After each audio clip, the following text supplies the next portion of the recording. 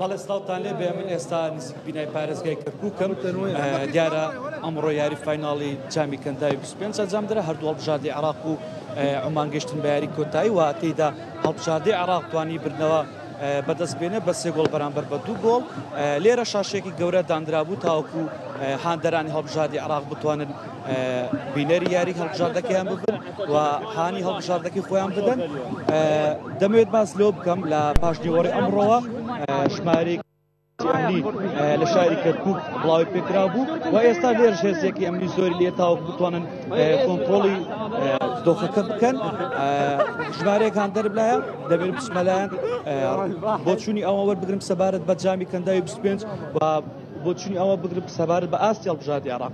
مرحبا، شلونك شفت المستوى المنتخب العراق والله مباريات كاس الخليج 25؟ فرحة كبيرة للعراقيين، اي والشعب فرحان وما كنا متوقعين ايش نتيجة. شنو شعورك منتخب العراق حقق الكاس الخليج 25؟ اي شنو شعورك؟ والله عمي فرحة للعراقيين، اي يعني الشعب فرحان وهم جاهدوا اللاعب ونشكرهم ونشكر الكادر وعافية عليكم. شلون شفت الاجواء اللي هنا؟ ويا المشجعين شفتوا المباريات، شلون الاجواء؟ والله اجواء تخبل واحنا حاليا متونسين وانت شفت عينك هاي اجواء تخبل واحنا نشكرهم على الفوز والفوز كل العراق يعني مو بس علينا كلنا كل الدول ان شاء الله. شوف مستوى المنتخب العراق ويا المدرب الجديد خصوص كاساس الاسباني.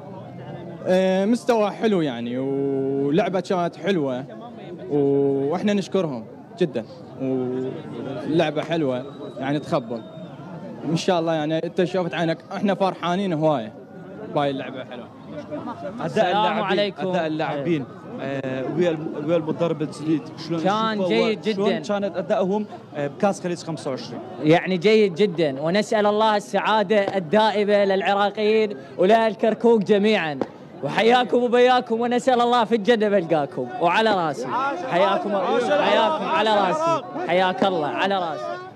ئەوەی ئەی بینن لێرە ئاهەنگی هاندەرانە دڵخۆشی هاندەرانە بە بنەوەی هەڵبژاردەی عێراق دوای زیاتر لە 2 ساڵ جامی کەنداوی 25 لە عێراق بەڕێوە چوو و هەڵبژاردەکەیان توانی بۆ چوارەم جار لە مێژووی خۆیدا ئەو نازناوە بەدەست بێنێت و ئەوەی ئەمڕۆ لە دیمەنەکان لە سوشیال میدیا لە میدیاکاندا بینیمان هاندێرێکی زۆر چبوونە بەسڕا چبوونە یاریگای نێودەوڵەتی بەسڕا تاوەکو بتوانن هانی هەڵبژاردەی عێراق بدەن و دەمەوێت باس لەوە بکەم هەردوو هەڵبژاردەی عێراق و عومان لە ڕابردوودا 10 جار ڕوبەڕووی یەکتر بوونەتەوە 4 جار هەڵبژاردەی عێراق بنەوەی بەدەستێناوە 4 جار یەکسان بوون و 2 جار تێیدا هەڵبژاردەی عومان براو بووە گەر هاندەری دیکە هەبێ من بتوانم وەری بگرم دەمەوێت بۆ چوونی زۆرترین هاندەر وەربگرم فەرموو وەرە ئێرە تا چنێ دڵخۆشی هەڵبژاردەی عێراق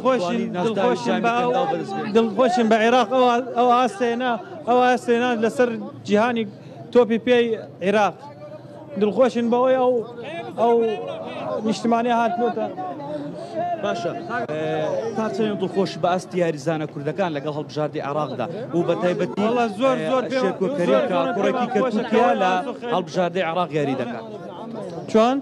تا چەند دڵخۆشی بە ئاستی یاریزانە کوردەکان و بە تایبەتی شێرکۆکەریم کە زۆر دڵخۆشی بەوانەی يعني مشاركة كريا ولا عبانة كريانة لسر آسي توبي العراق زور دلخوش بوي العراق أو آسي هنا لسر كاس خليج كاس خليج بر